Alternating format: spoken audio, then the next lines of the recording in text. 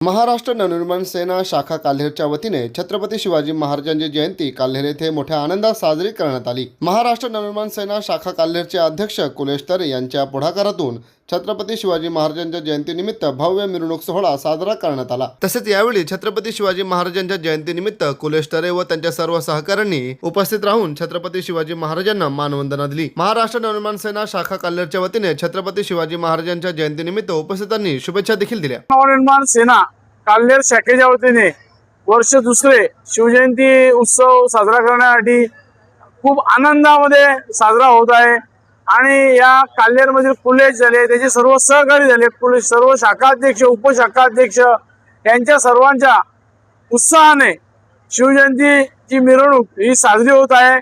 आणि आज 19 फेब्रुवारी शिवजयंती निमित्त मी सर्व शिवप्रेमींना खूप खूप शुभेच्छा देतो। धन्यवाद। सर्वप्रथम सर्वांना मी शिवजयंतीच्या हार्दिक शुभेच्छा देतो।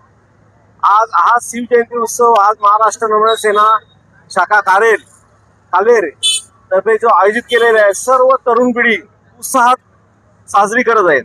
कारण आज हा काल्हेरमध्ये विशेष आज पूर्ण आपल्या महाराष्ट्रभर सर्वांनी शिवजयंती नाक्या नाक्यावर एक उत्साह साजरी होत आहे। आणि येणाऱ्या तरुण पिढीला आपला इतिहास काय आहे, आपले महाराज कोण होते, आज महाराज होते म्हणून आज आपण इथे चांगल्या प्रकारे उभे आहेत आणि चांगल्या प्रकारे आपले संस्कार झालेत।